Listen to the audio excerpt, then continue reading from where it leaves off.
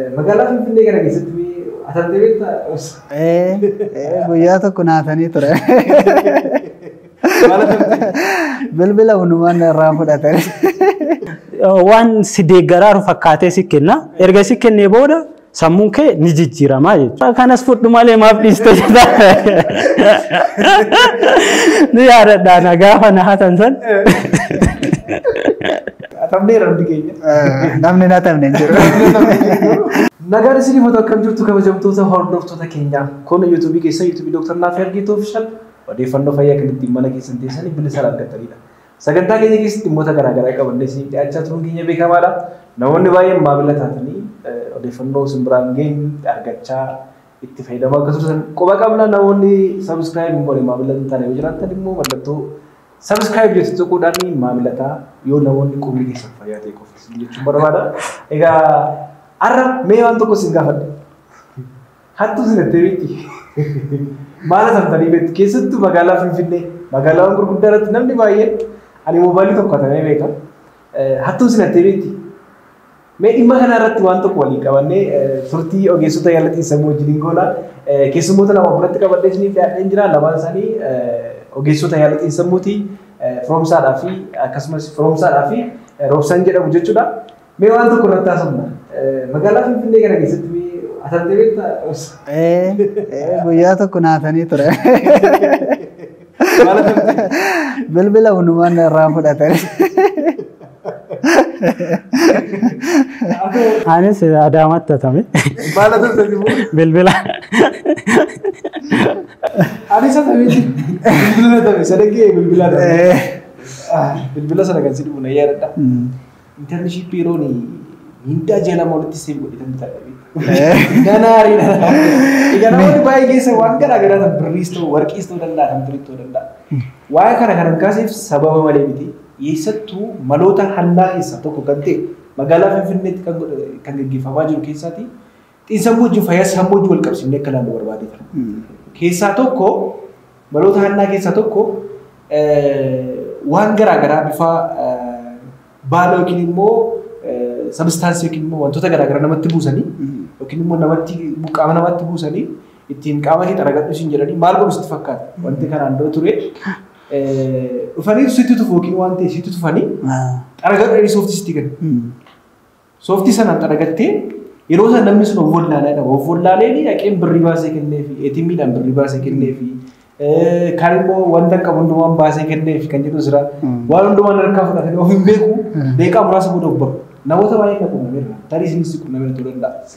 Akkas taanee afuufanii yookiin hin afuufu yookiin immoo waan ta'e itti kennu yeroo isaanitti maal ta'an argina jechuudha. Yeroo isaanitti hataman jiru jechuudha. Sirriidha. Tarii namoonni baay'een keessan kan dhageessanitti yookiin immoo isin quunnameera ta'uu danda'a. Mee waan kun maalidha?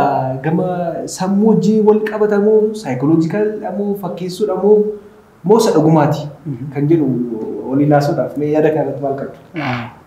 Tole asirratti yaada ni kaasna. Kun dhimma murteessaadha. Dhimma bakka wayii deemuudhaaf waa hunda qabattee baate karaarra saamamtee yoo galtu hagama ulfaatu yaadi. Baay'ee. Wantichi immoo dhiibbaa guddaa kenna. Nama dhuunfaa qofa hattuu osoo hin taane immoo aga dhaabbataatu sadarkaan isaa wal caalaa jechuudha hannaa saamicha biratti. Kanaaf kun dhimma murteessaa yeroo ammaa babal'ataa jirudha jechuudha. Kanaaf ammoo sababa ka ta'u sababoonni hedduu jiraataniyyuu kan fedha keetiin kennituuf osoo hin beekne si tuqaniituma kennitee wajjin deemtee baankiidhaa baaftee qarshii laattuuf mana kee dhattee hiqaa meeshaa akka fe'aniif gootu kun sabistaansii fayyadamantu jira jechuudha. Sabstaansiin kun baay'inaan kana dura biyyoota Ameerikaa keessatti kan akka Kolombiyaa, Meeksikoo fa'aatti beekama ture. Amma gara keenyattis dhufee fayyadamaa jiranii. Maqaan sabstaansii kana keessaa tokkoffaa namoonni kan itti fayyadaman iskoopolomaayin kan jedhamu tokko jira jechuudha. Iskoopolomaayin kun baala biqiluudha. Biqilaa mala? Biqilaadha. Biqilaa baala qabu. Baalli sun ammoo gosa hedduun qophaa'uu danda'a. Amma kan fayyadaman baala qofa osoo hin taane kan daakamu jira, kan waan adda addaatiif fayyadamu jira jechuudha. Gara normaaliidhaan kan fayyaadhaaf fayyadamamu ni jira biqilaan kun. Garuu kan yakkaaf itti fayyadaman namoonni biqilaa iskoopolomaayin jedhamu kana fakkeenyaaf karaalee ittiin kennan keessaa tokko sitti afuufuu danda'u. wanti inni hannaaf tajaajilu keessaa tokko aderlees and testleesidha. Dhandhama hin qabu, foolii hin qabu. Fooliif dhandhama hin qabu taanaan ammoo carraan hannaaf saaxiluu isaa guddaadha. Karaalee tokkoon akka ati fuunfattu ni godhama jechuudha. Yookiin sitti afuufamaa yookiin ammoo mala wayii godhamee akka sirratti tufamee isa xaragachuuf jettee sooftiidhaan funyaan kee akka tuttu. Sirratti tufanii? Xaragadhu dhiifama jedhanii si dhufu. Sooftii faa yeroo jedhanii mul'atu. Sooftii. Wantichi hin jira. Intini hin qabu, kalarleesidha, bifa hin qabu, foolii hin qabu, kun immoo adda isa godha jechuudha. Ati nama gad bu'ee dhiifama si gaafatuuf si dhufu rakkoo hin qabu jettaani homaan jettu. Waan si deeggaraaru fakkaatee si kenna. Erga si kennee booda sammuun kee ni jijjiirama jechuudha. Sammuu kee ni jijjiirama. Effektiin isaa tokko miilaan deemuu ni dandeetta. Motora inni jennuun qaamni kun ni hojjeta. Garuu ammoo wantoonni irra dhiibbaa uumu tokko miimoorii yaadachuu irratti waan amma ta'aru yaadachuu dadhabna. Lama yeroo tokko akka waan nu gammachiisu godhee akka dhugaa yeroo sanii keessaa baanu godha. Kan biraa ammoo ni ajajamta. Waan siin jedhan godhuudhaaf qophaayaa si godha dhukkubichi jechuudha. Baasii devil bridge jedhama maqaan isaatu. Bakka waan siin jedhan san ni goota jechuudha. Gammachuudhaan sitti tolaa goota aartee osoo hin taane kottu kana fiti. Kanas fudhu malee maaf dhiiste jedha. Ni yaadadhaan gaafa na hatan san. Dhimma ta'eef hedduu wiizii ta'eef deemuu jira. Naannoo kootti xiyyeeffannoo kennaa hin jiru. Tasa namni akkana dhaabatu gad deemee narratti dhufee dhiifama jedhee na gaafate. Rakkoon qabu jedheen rakkoon qabu nama mudata uumaan rakkisu jedheeni sooftiin akka inni ofirraa xarage yeroodhaaf offollaalee jiran. San booda bilbilicha fudhatee deemee yoo jedhu naaf bari. Yeroo sana barte? Yeroo san bare. Kanaaf fedha keetiin akkas gootaa jechuudha. Kanaan cinatti ammoo kun hannaa qofa. Hannaan alattis wantoonni godhamu jira. Fakkeenyaaf hoteelota gurguddaa naayit kilabii maal jedhamu kana keessatti namni haaraan ni dhaqa. Erga dhaqamee booda dhugaatii dhugamu keessatti waan kana ni dabalama. Yoo dabalee jedhee ni doddaa yeroo baay'ee yakki gudeeddaa hedduun kanaan ni raawwatama. Namoonni dirqisiifamanii osoo hin taane fedha ofiitiin akkas godhuu jechuudha. Erga kun itti deedaa'e. Isaan cinatti ammoo nyaata wajjin namaaf kennama. Wantoonni hedduu karaa kanaan yakkoonni hedduun ni hojjetamu jechuudha. Amazing. Baay'ee. Baarachi hojii gurguddaa fedhii makeellaattaa fi maal gabeettaa tokko taasaa dhaawate. Baastee kokkolfalaattii fi nama wayii dhaqee qabe. Wanta kana gochaa akka isheen jirtu namni wayii hordofaa jiraati. Warqee ofirraa baastee kokkolfaa kanas fudhu jettee hundumaa baastee itti laatti. So wantoota kana fayyadamni ammam akka inni miimoorii yookiin immoo dandeettii yaadachuu namaa ajajamaa akka taatu qaamni kee mootorri yookiin mootor faankishinii yookiin immoo maashaan kee akka isaan hojjechuu danda'an kan ta'etu. So mee asirratti wanti dabaltu qabu jira wanta kanarratti. Namoonni yeroo baay'ee xonqolaadhallee itti jedhan jira. Wanna kana xonqolaadhaan akkasuma godhanii jedhee itti yaadu jira. Garuu xonqolaa miti wanti kun wanti beekuu qabnu baaladha, qorichadha. Qorichi suni akka hannaaf ta'utti mijatee jira jechuudha. Kanaaf bifa sanaan kan isaan qopheessanii namoota hedduu hataa oolan jechuudha. Dhuguma jiraayi baala kanaa dhuguma jira jedhanii namoonni yeroo gaaffii isaa wal gaafatan dhaga'ee beeka. Kanaaf dhuguma jira irraa of eeggachuun barbaachisaadha. Keessattuu yeroo daandii deeman taaksii yeroo yaabbatan of eeggannoo gochuun barbaachisaadha jechuudha.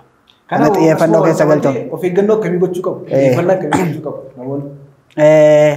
Inni tokko namni tokko hoggaa sochii godhu yookaan deemsa godhu nama waliin otoo deemee gaariidha. Filatamaadha. Keessattuu magaalaa Finfinnee keessatti yookaan magaalota gurguddoo bakka namoonni itti baay'atanitti namni nama wajjin otoo deemee gaariidha.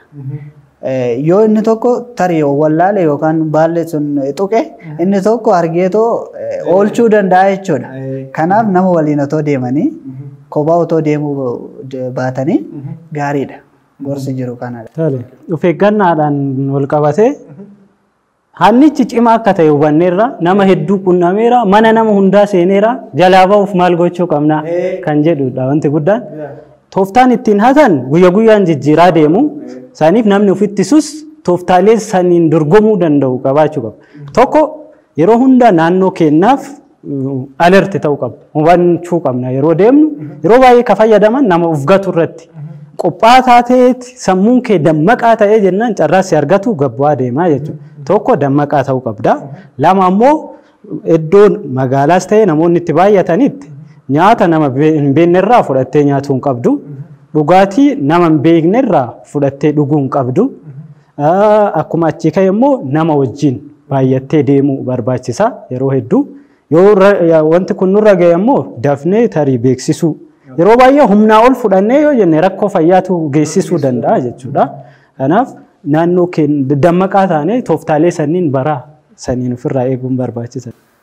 Dabalataanis immoo namoonni erga bifa kanaan hatamanii baay'ee miira hin taane keessa galu. Erga hatamanii booda of eeggannoo gochuu qabu. Bakka qabeenya san dhabanii deebisuu hin danda'an. Kanaaf sammuun isaanii akka hin miidhamneef of eeggannoo godhuu qabu. Bakka isa fuulduraatti of eeggannoo gochuuf yaaduudha malee wanna qabeenya dhaban sanaaf cinqatii hamaa yookaan dhiphina hamaa keessa galuun hin barbaachisu jechuudha. Gamuma kanaan. Baay'ee galatuma. Egaa kabajamtoota hordoftoota keenyaa dhimma hanna ishee ispeeshaalii kana. Turtii godhe kana fakkaata ture irraa baradhaa of eeggadhaa dhalaa keessan akkana hatamnee rabbi keenya. Namni na hatamne hin jiru. Jechuun barbaada. Waan gatumaatti waan waliin turtanii hordoftaniif galatoomaa isin jenna. Fayyadamina.